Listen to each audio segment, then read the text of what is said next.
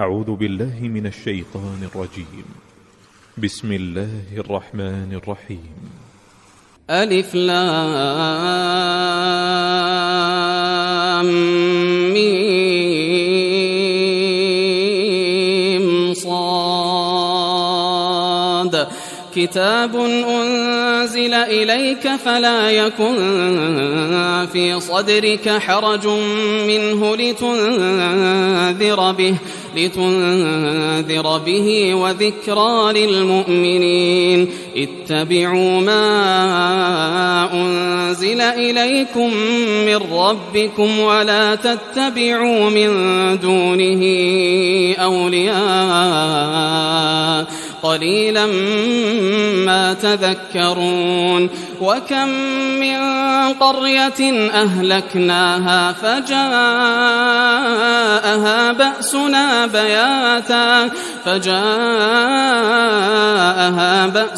بياتا أو هم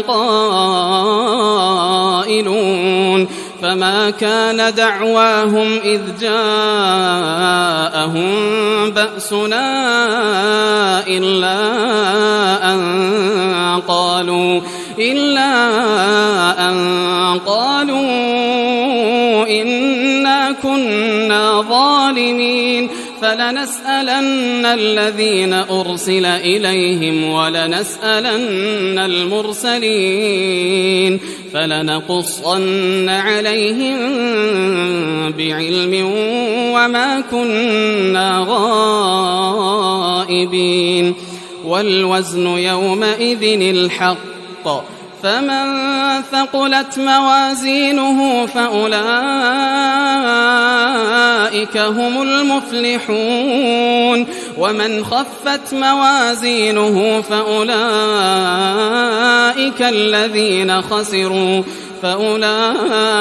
الذين خسروا أنفسهم بما كانوا بآياتنا يظلمون. ولقد مكناكم في الأرض وجعلنا لكم فيها معايش قليلا ما تشكرون. ولقد خلقناكم ثم صورناكم ثم قلنا للملائكة اسجدوا لآدم فسجدوا إلا إبليس لم يكن من الساجدين. قال ما منعك ألا تسجد إذ أمرتك؟ قال أنا خير منه خلقتني من نار وخلقته من طين. قال فاهبط منها فما يكون لك أن تتكبر فيها فاخرج إنك من الصاغرين. قال أنظرني إلى يوم يبعثون. قال إنك من المنظرين. قال فبما أغويتني لأقعدن لهم صراطك المستقيم ثم لآتينهم من بين أيديهم ومن خلفهم وعن أيمانهم وعن شمائلهم ولا تجد أكثرهم شاكرين. قال اخرج منها مذءوما مدحورا لمن تبعك منهم لأملأن جهنم منكم أجمعين. ويا آدم اسكن أنت وزوجك الجنة فكلا من حيث شئتما ولا تقربا هذه الشجرة فتكونا من الظالمين. فوسوس لهما الشيطان ليبدي لهما ما وري عنهما من سوآتهما وقال ما نهاكما ربكما عن هذه الشجرة إلا أن تكونا ملكين إلا أن تكونا ملكين أو تكونا من الخالدين وقاسمهما إني لكما لمن الناصحين فدلاهما بغرور فلما ذاقا الشجرة بدت لهما سوآتهما وطفقا يخصفان عليهما من ورق الجنة وناداهما ربهما ألم أنهكما عن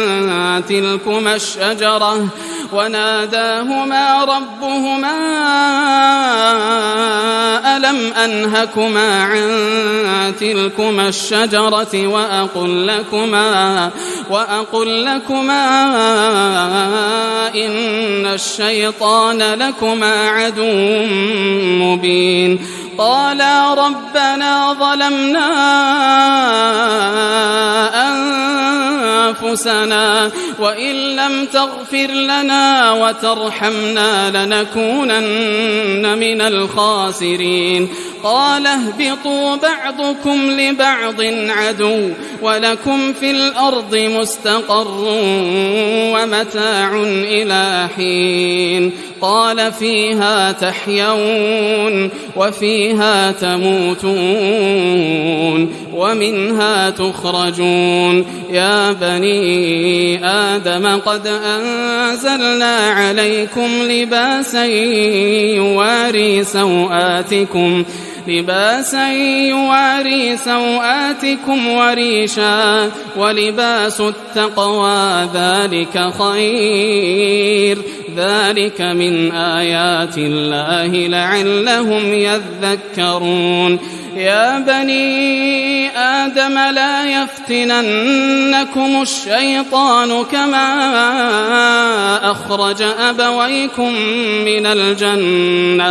كما أخرج أبويكم من الجنة ينزع عنهما لباسهما ليريهما سوآتهما إنه يراكم هو وقبيله من حيث لا ترونهم إنا جعلنا الشياطين أولياء للذين لا يؤمنون وإذا فعلوا فاحشة قالوا وجدنا عليها آباءنا والله أمرنا بها قل إن الله لا يأمر بالفحشاء أتقولون على الله ما لا تعلمون قل أمر ربي بالقسط وأقيموا وجوهكم عند كل مسجد وادعوه مخلصين له الدين كما بدأكم تعودون فريقا هدى وفريقا حق عليهم الضلالة إنهم اتخذوا الشياطين أولياء من دون الله ويحسبون أنهم مهتدون يا بني آدم خذوا زينتكم عند كل مسجد وكلوا واشربوا ولا تسرفوا إنه لا يحب المسرفين قل من حرم زينة الله التي أخرج لعباده والطيبات من الرزق قل هي للذين آمنوا في الحياة الدنيا خالصة يوم القيامة كذلك نفصل الآيات لقوم يعلمون قل إنما حرم ربي الفواحش ما ظهر منها وما بطن والإثم والبغي بغير الحق وأن تشركوا بالله ما لم ينزل به سلطانا وأن تقولوا على الله ما لا تعلمون ولكل أمة أجل فإذا جاء أجلهم لا يستأخرون ساعة ولا يستقدمون يا بني آدم إما يأتينكم رسل منكم يقصون عليكم آياتي فمن اتقى وأصلح فلا خوف عليهم ولا هم يحزنون والذين كذبوا بآياتنا واستكبروا عنها أولئك أصحاب النار هم فيها خالدون فمن أظلم ممن افترى على الله كذبا أو كذب بآياته أولئك ينالهم نصيبهم من الكتاب حتى إذا جاءتهم رسلنا يتوفونهم قالوا أين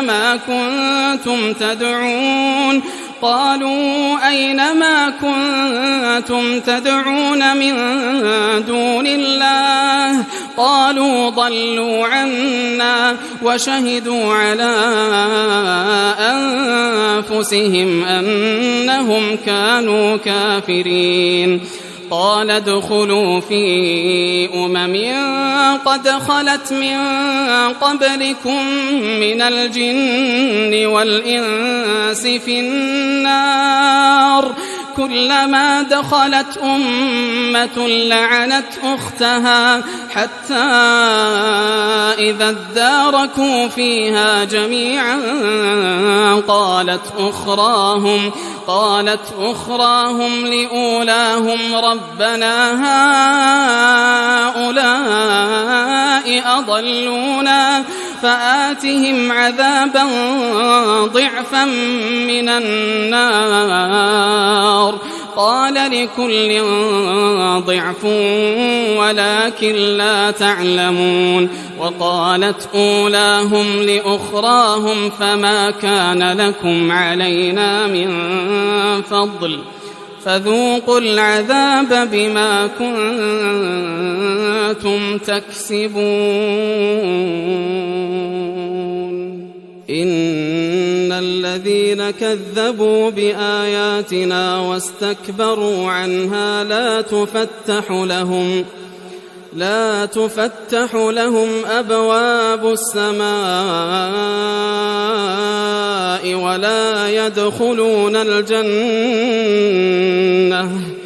ولا يدخلون الجنة حتى يلج الجمل في سم الخياط وكذلك نجزي المجرمين لهم من جهنم مهاد ومن فوقهم غواش وكذلك نجزي الظالمين والذين آمنوا وعملوا الصالحات لا نكلف نفسا إلا وسعها أولئك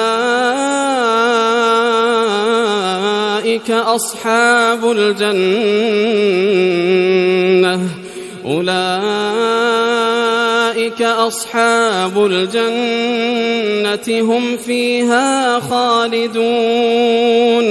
ونزعنا ما في صدورهم من غل تجري من تحتهم الأنهار وقالوا الحمد لله الذي هدانا لهذا وما كنا لنهتدي لولا أن هدانا الله لقد جاءت رسل ربنا بالحق ونودوا أن تلكم الجنة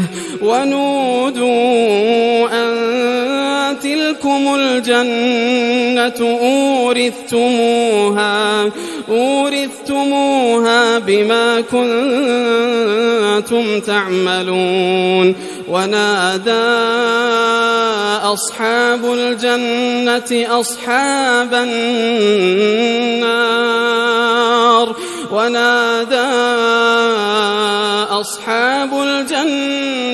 أصحاب النار أن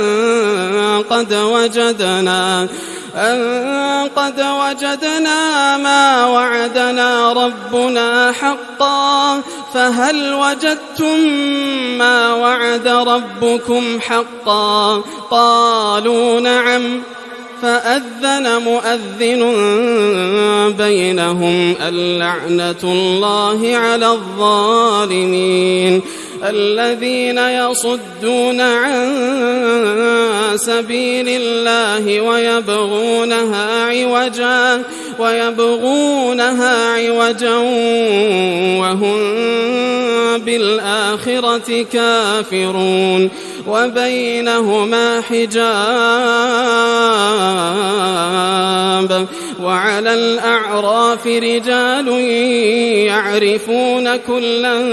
بسيماهم ونادوا أصحاب الجنة أن سلام عليكم لم يدخلوها وهم يطمعون.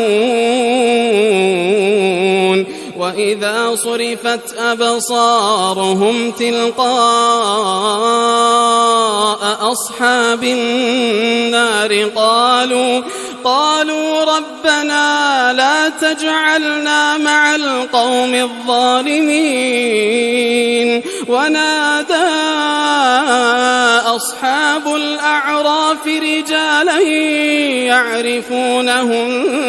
بسيماهم قالوا ما أغنى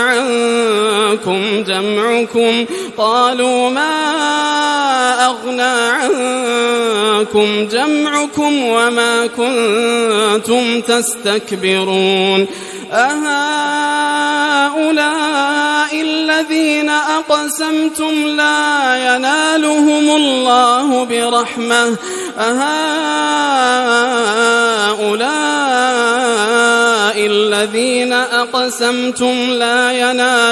الله برحمة ادخلوا الجنة لا خوف عليكم ولا أنتم تحزنون. ونادى أصحاب النار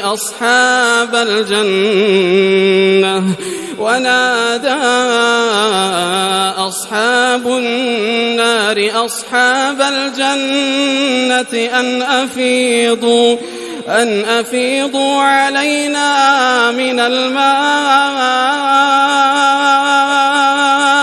ونادى أصحاب النار أصحاب الجنة أن أفيضوا علينا من الماء أو مما رزقكم الله.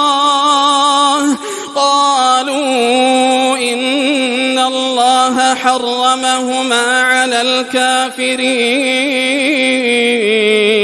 الذين اتخذوا دينهم لهوا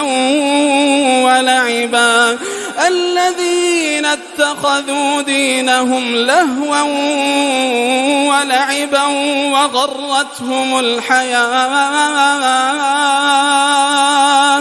وغرتهم الحياة الدنيا فاليوم ننساهم كما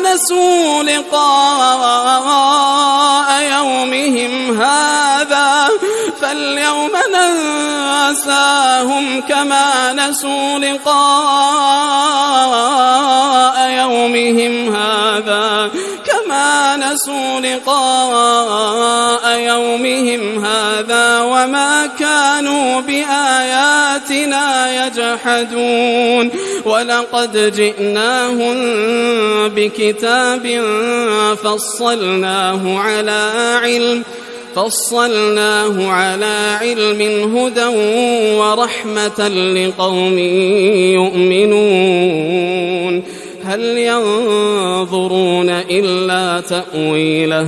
يوم يأتي تأويله يقول الذين نسوه من قبل قد جاءت رسل ربنا بالحق فهل لنا من شفعاء فيشفعوا لنا أو نرد فنعمل غير الذي كنا نعمل قد خسروا أنفسهم وضل عنهم ما كانوا يفترون إن ربكم الله الذي خلق السماوات والأرض في 6 أيام ثم استوى على العرش يغشي الليل النهار يطلبه حثيثا والشمس والقمر والنجوم مسخرات بأمره ألا له الخلق والأمر تبارك الله رب العالمين ادعوا ربكم تضرعا وخفية إنه لا يحب المعتدين ولا تفسدوا في الأرض بعد إصلاحها وادعوه خوفا وطمعا إن رحمة الله قريب من المحسنين وهو الذي يرسل الرياح بشرا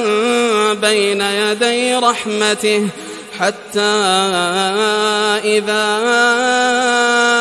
أقلت سحابا ثقالا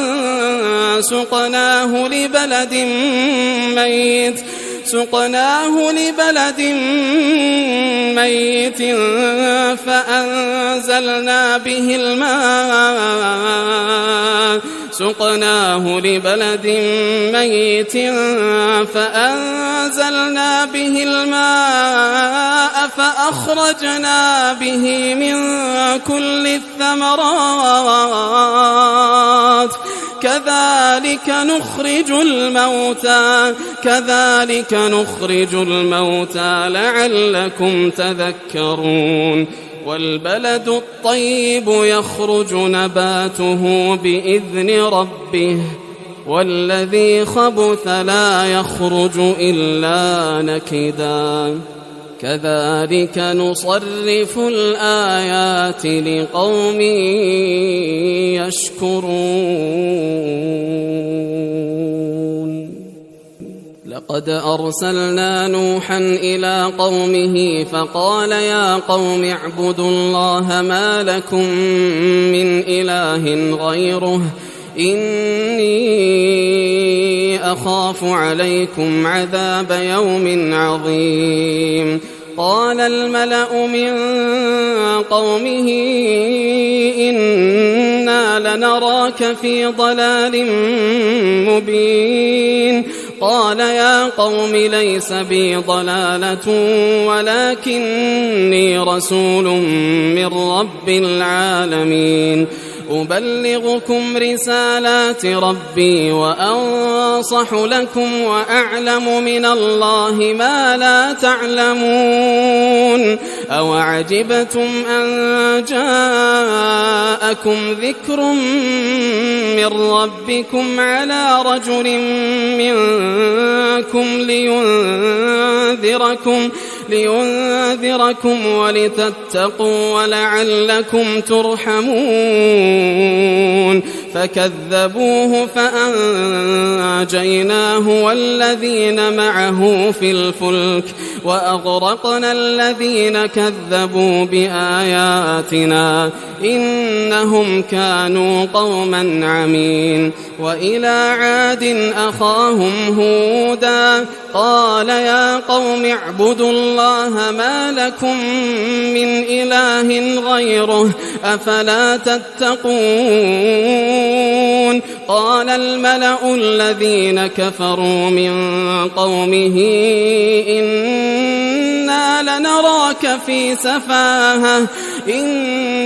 لنراك في سفاهة وإنا لنظنك من الكاذبين قال يا قوم ليس بي سفاهة ولكني رسول من رب العالمين أبلغكم رسالات ربي وأنا لكم ناصح أمين أوعجبتم أن جاءكم ذكر من ربكم على رجل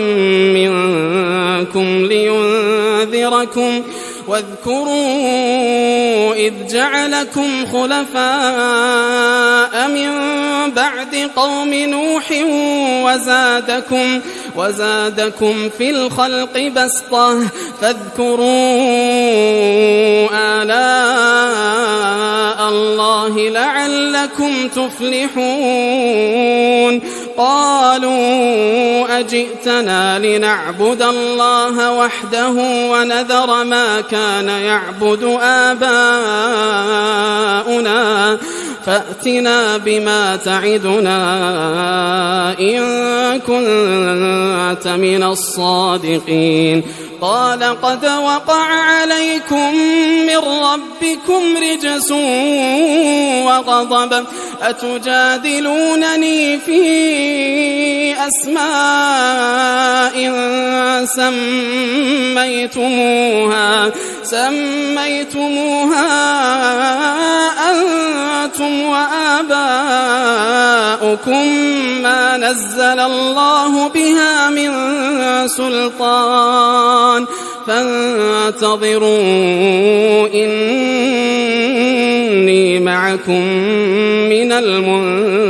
المنتظرين فأنجيناه والذين معه برحمة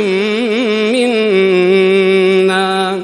وقطعنا دابر الذين كذبوا بآياتنا وما كانوا مؤمنين وإلى ثمود أخاهم صالحا قال يا قوم اعبدوا الله ما لكم من إله غيره قد جاءتكم بينة من ربكم هذه ناقة الله لكم آية فذروها تأكل في أرض الله ولا تمسوها بسوء فيأخذكم عذاب أليم واذكروا إذ جعلكم خلفاء من بعد عاد وبوأكم في الأرض تتخذون من سهولها قصورا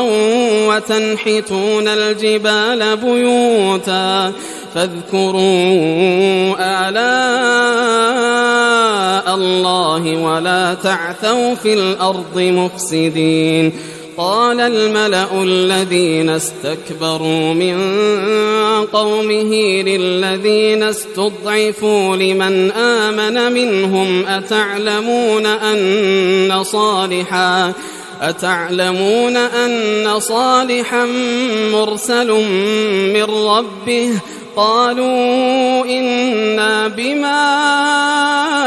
أرسل به مؤمنون قال الذين استكبروا إنا بالذي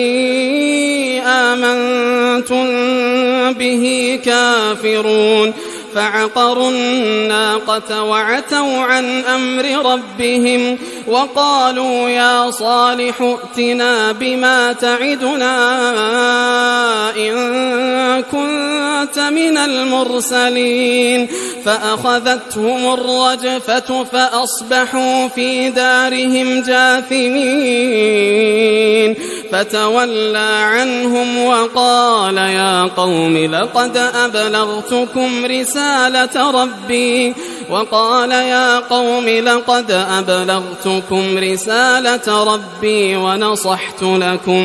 ونصحت لكم ولكن لا تحبون الناصحين ولوطا إذ قال لقومه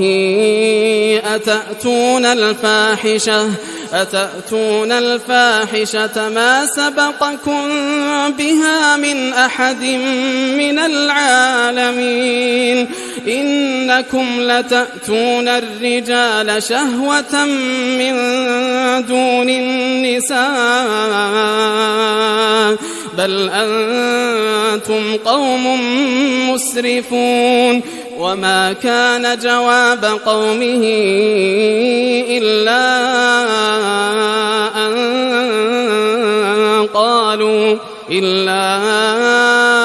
أن قالوا أخرجوهم من قريتكم إنهم أناس يتطهرون فأنجيناه وأهله إلا امرأته كانت من الغابرين وأمطرنا عليهم مطرا فانظر كيف كان عاقبة المجرمين وإلى مدين أخاهم شعيبا قال يا قوم اعبدوا الله ما لكم من إله غيره قد جاءتكم بينة من ربكم فأوفوا الكيل والميزان ولا تبخسوا الناس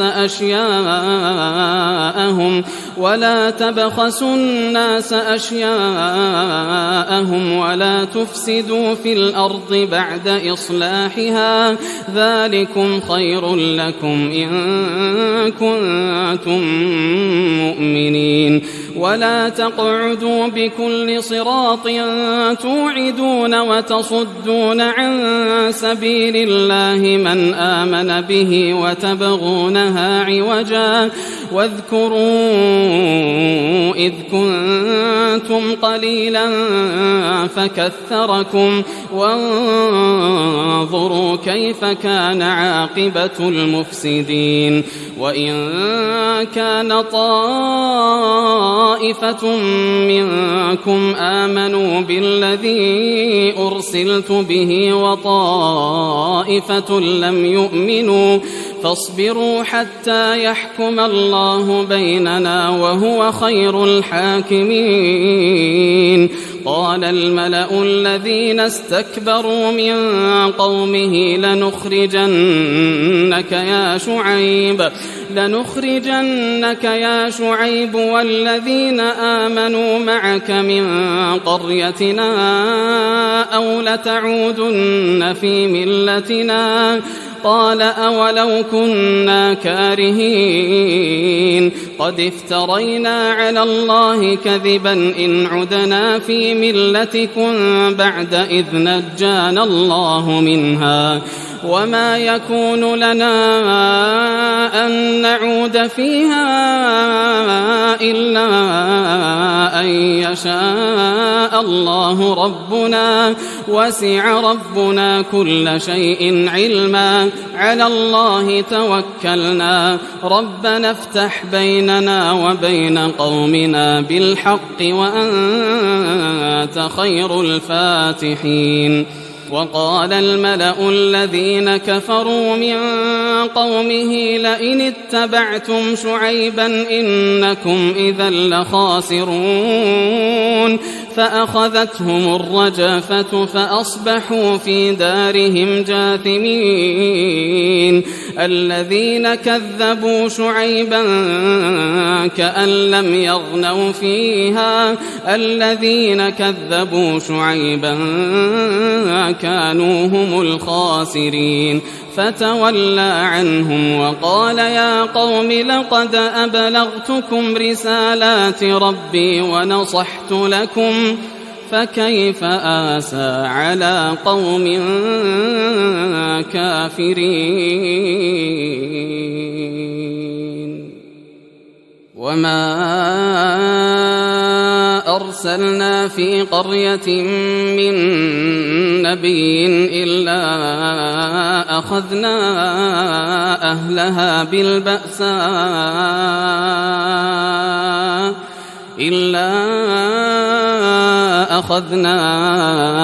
أهلها بالبأساء والضراء لعلهم يضرعون ثم بدلنا مكان السيئة الحسنة حتى عفوا وقالوا قد مس آباءنا الضراء والسراء فأخذناهم بغتة وهم لا يشعرون ولو أن أهل القرى آمنوا واتقوا لفتحنا عليهم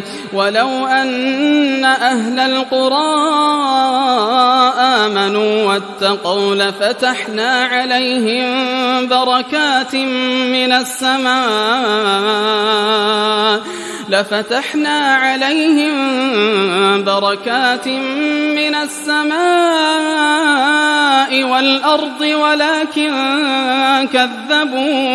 ولكن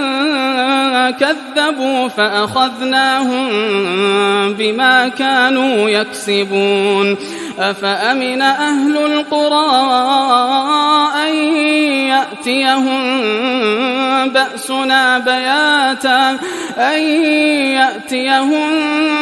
بأسنا بياتا وهم نائمون أوأمن أهل القرى أن يأتيهم بأسنا ضحى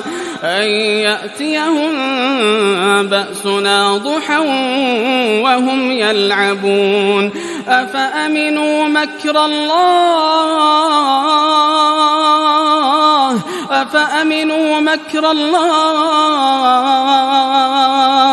فلا يأمن مكر الله إلا القوم الخاسرون أولم يهد للذين يرثون الأرض من بعد أهلها أن لو نشاء أصبناهم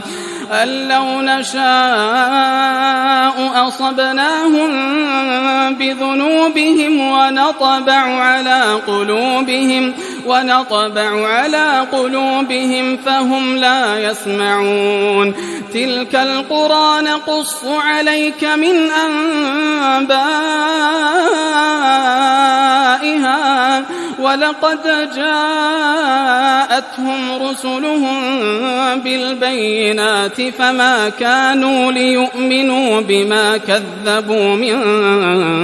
قبل كذلك يطبع الله على قلوب الكافرين وما وجدنا لأكثرهم من عهد وإن وجدنا أكثرهم لفاسقين ثم بعثنا من بعدهم موسى بآياتنا إلى فرعون وملئه فظلموا بها فانظر كيف كان عاقبة المفسدين وقال موسى يا فرعون إني رسول من رب العالمين حقيق على أن لا أقول على الله إلا الحق قد جئتكم ببينة من ربكم فأرسل معي بني إسرائيل قال إن كنت جئت بآية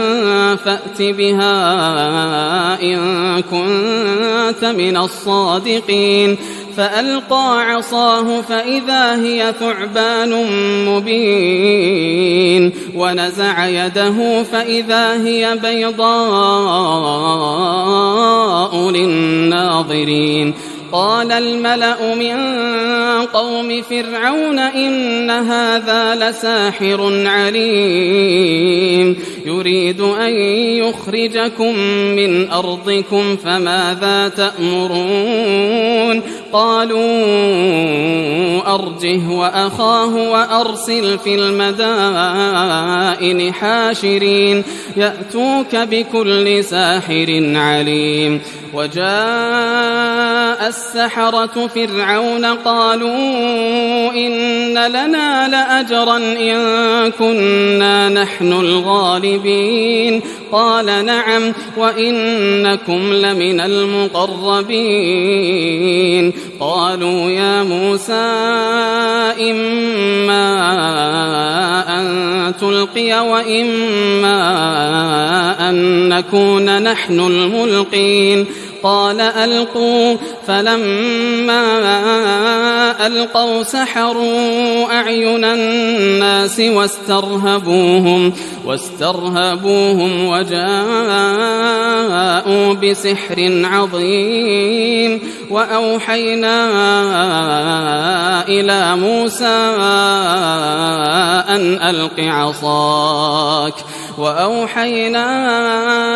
إلى موسى أن ألق عصاك فإذا هي تلقف ما يأفكون فوقع الحق وبطل ما كانوا يعملون فغلبوا هنالك وانقلبوا صاغرين وألقي السحرة ساجدين قالوا آمنا برب العالمين رب موسى وهارون قال فرعون آمنتم به قبل أن آذن لكم إن هذا لمكر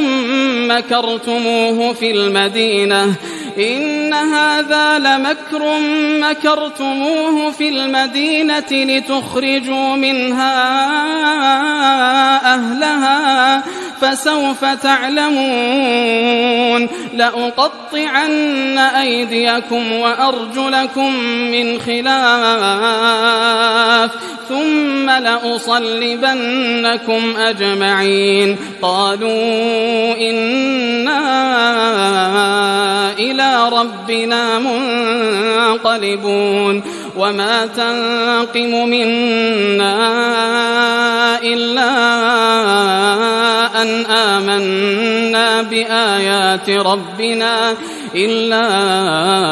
أن آمنا بآيات ربنا لما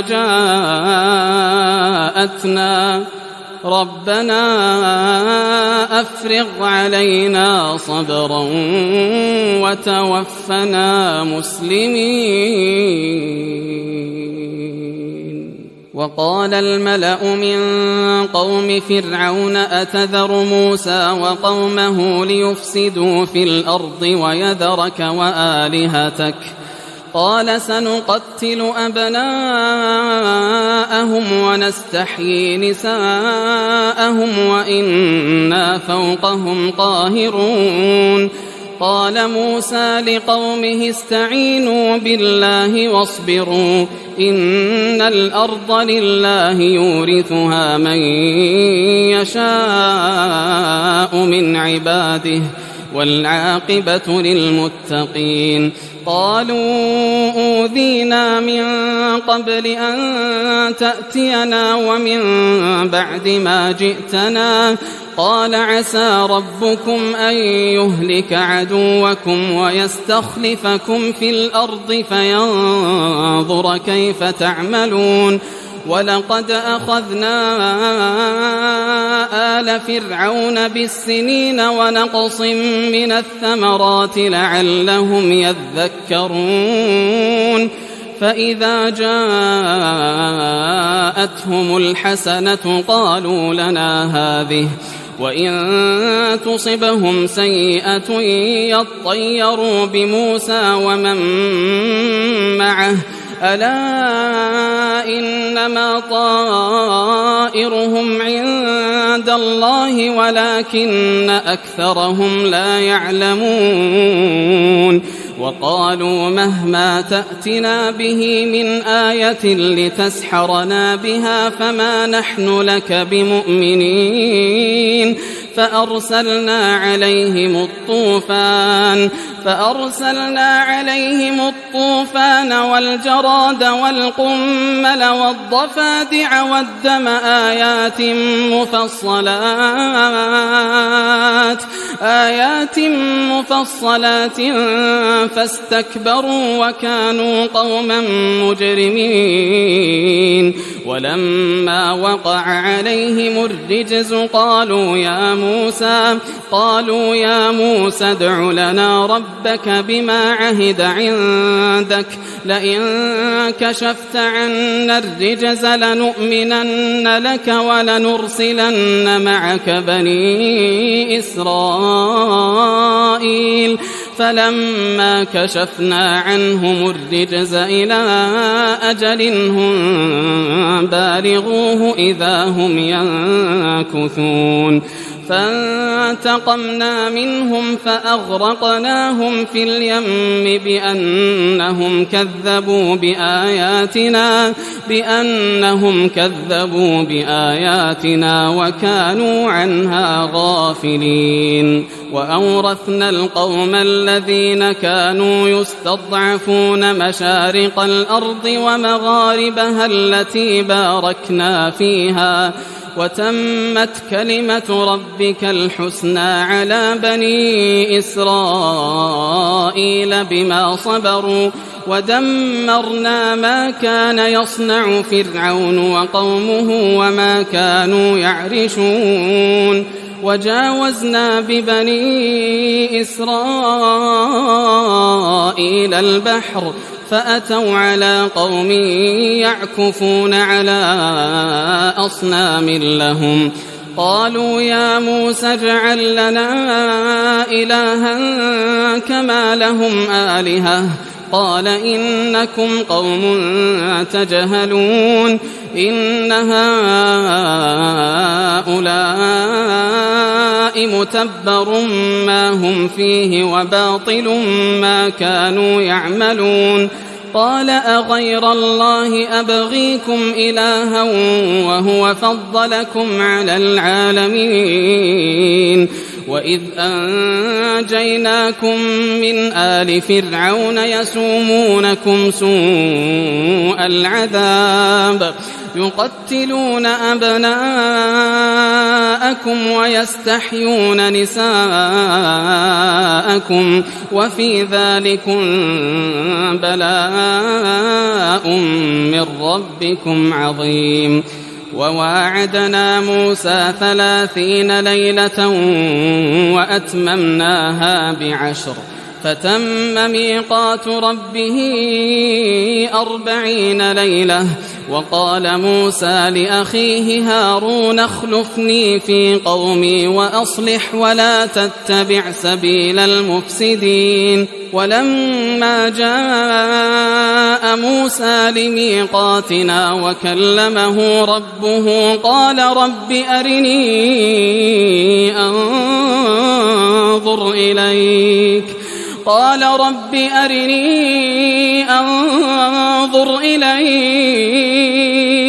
قال قال لن تراني ولكن انظر إلى الجبل فإن استقر مكانه فسوف تراني فلما تجلى ربه للجبل جعله دكا وخر موسى صعقا فلما أفاق قال سبحانك تبت إليك وأنا أول المؤمنين قال يا موسى إني اصطفيتك على الناس برسالاتي وبكلامي فخذ ما آتيتك وكن من الشاكرين وكتبنا له في الألواح من كل شيء موعظة وتفصيلا لكل شيء فخذها بقوة وأمر قومك يأخذوا بأحسنها سأريكم دار الفاسقين سأصرف عن آياتي الذين يتكبرون في الأرض بغير الحق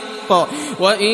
يروا كل آية لا يؤمنوا بها وإن يروا سبيل الرشد لا يتخذوه سبيلا وإن يروا سبيل الغي يتخذوه سبيلا ذلك بأنهم كذبوا بآياتنا وكانوا عنها غافلين والذين كذبوا بآياتنا ولقاء الآخرة حبطت أعمالهم هل يجزون إلا ما كانوا يعملون واتخذ قوم موسى من بعده من حليهم عجلا جسدا له خوار ألم يروا أنه لا يكلمهم ولا يهديهم سبيلا اتخذوه وكانوا ظالمين ولما سقط في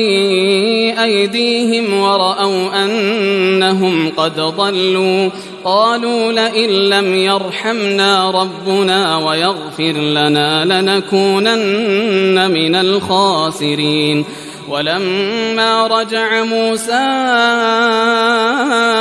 إلى قومه غضبان أسفا قال بئس ما خلفتموني من بعدي أعجلتم أمر ربكم وألقى الألواح وأخذ برأس أخيه يجره إليه قال ابن أم إن القوم استضعفوني وكادوا يقتلونني فلا تشمت بي الأعداء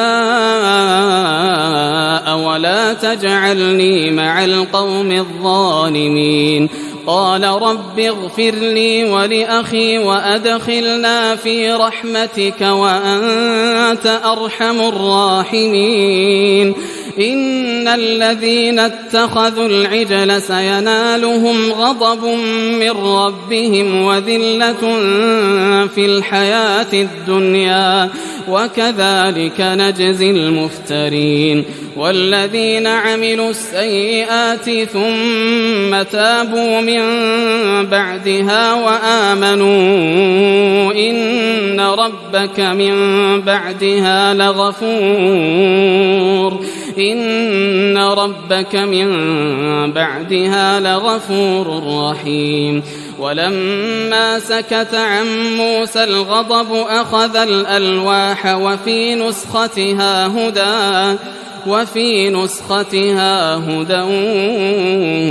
ورحمة للذين هم لربهم يرهبون واختار موسى قومه 70 رجلا لميقاتنا فلما أخذتهم الرجفة قال رب لو شئت أهلكتهم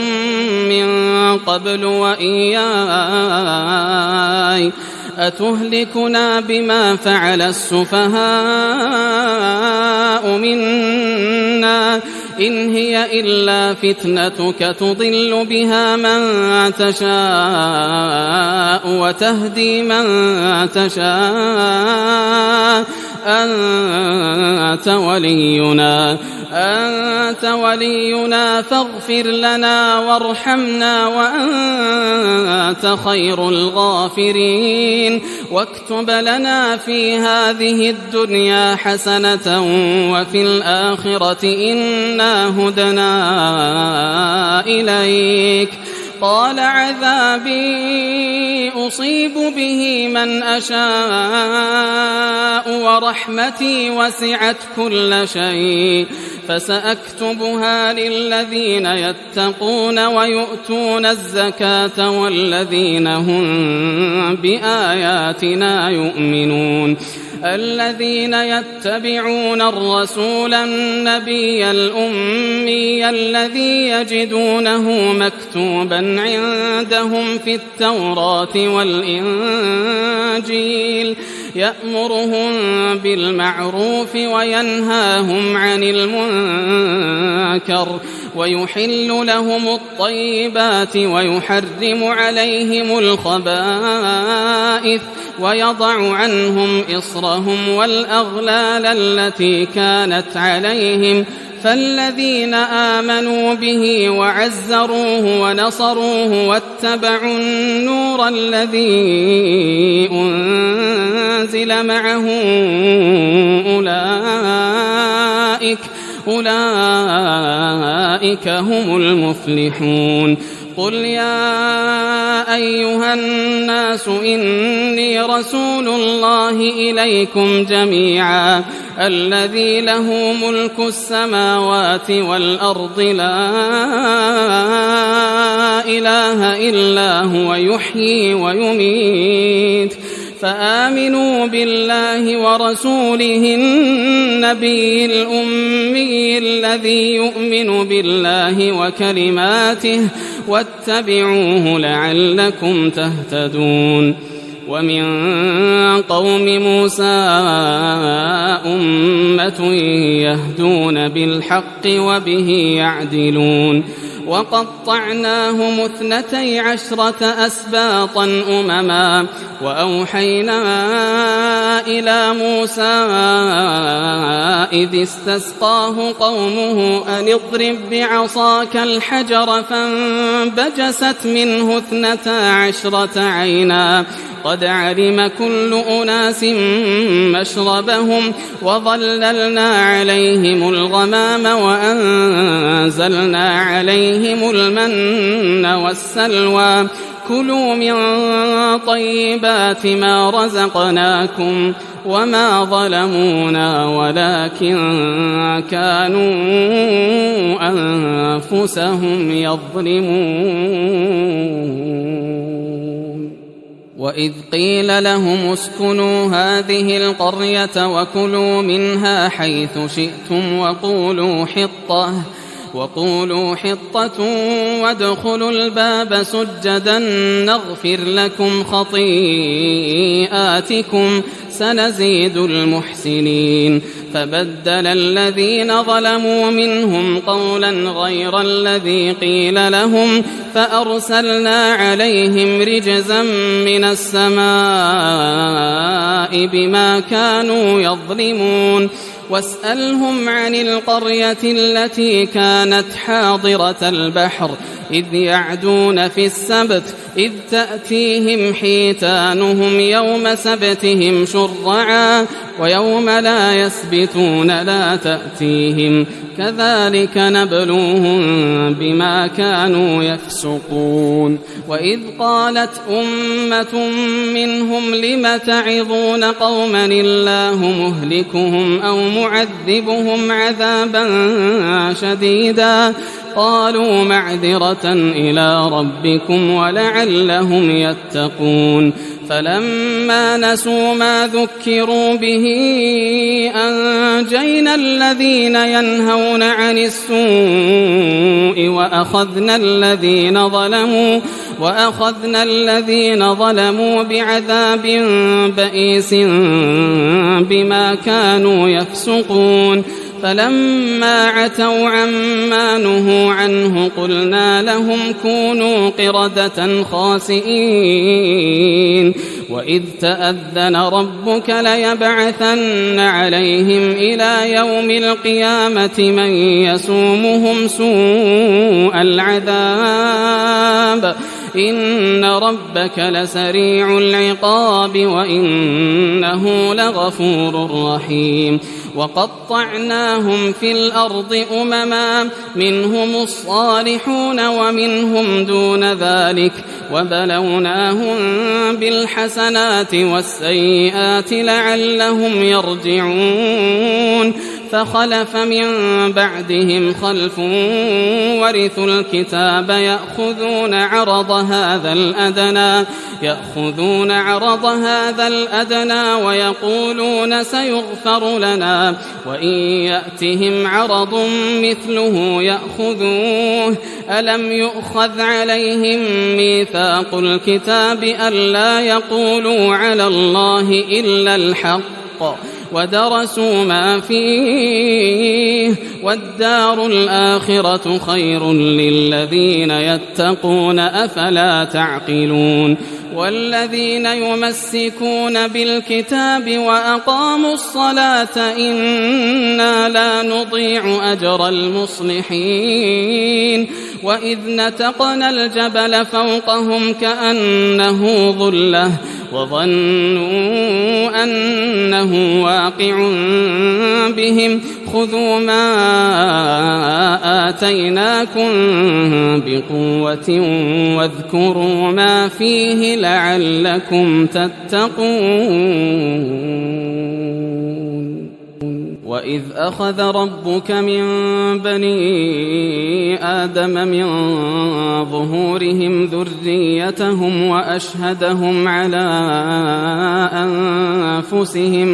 وأشهدهم على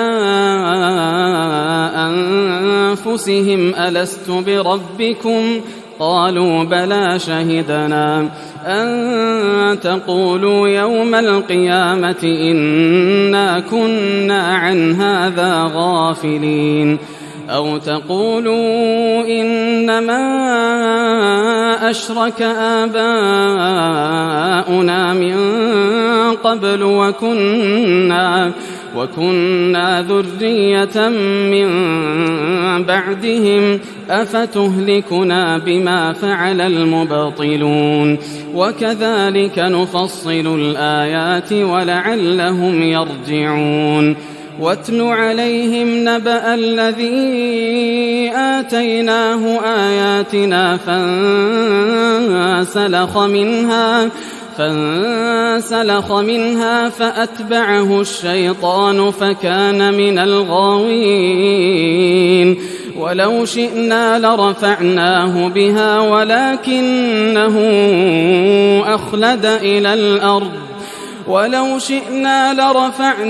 بها ولكنه أخلد إلى الأرض واتبع هواه فمثله كمثل الكلب إن تحمل عليه يلهث أو تتركه يلهث ذلك مثل القوم الذين كذبوا بآياتنا فاقصص القصص لعلهم يتفكرون ساء مثلا القوم الذين كذبوا بآياتنا وأنفسهم كانوا يظلمون من يهد الله فهو المهتدي ومن يضلل فأولئك هم الخاسرون ولقد ذرأنا لجهنم كثيرا من الجن والإنس لهم قلوب لا يفقهون بها ولهم أعين لا يبصرون بها ولهم آذان لا يسمعون بها أولئك كالأنعام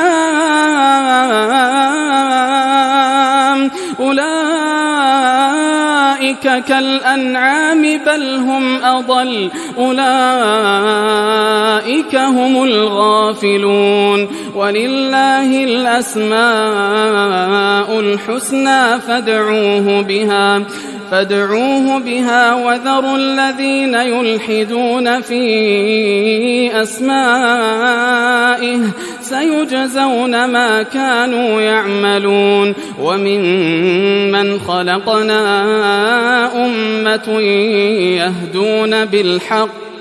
يهدون بالحق وبه يعدلون والذين كذبوا بآياتنا سنستدرجهم من حيث لا يعلمون وأملي لهم إن كيدي متين أولم يتفكروا ما بصاحبهم من جنة إن هو إلا نذير مبين أولم ينظروا في ملكوت السماوات والأرض وما خلق الله من شيء وأن عسى أن يكون قد اقترب أجلهم فبأي حديث بعده يؤمنون من يضلل الله فلا هادي له ويذرهم في طغيانهم يعمهون يسألونك عن الساعة أيان مرساها قل إنما علمها عند ربي لا يجليها لوقتها إلا هو ثقلت في السماوات والأرض لا تأتيكم إلا بغتة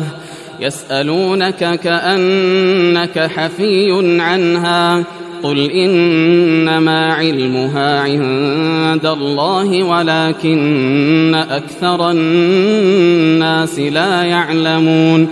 قل لا أملك لنفسي نفعا ولا ضرا إلا ما شاء الله ولو كنت أعلم الغيب لاستكثرت من الخير وما مسني السوء إن أنا إلا نذير وبشير لقوم يؤمنون هو الذي خلقكم من نفس واحدة وجعل منها زوجها ليسكن إليها فلما تغشاها حملت حملا خفيفا فمرت به فلما أثقلت دعوا الله ربهما لئن آتيتنا صالحا لنكونن من الشاكرين فلما آتاهما صالحا جعلا له شركاء فيما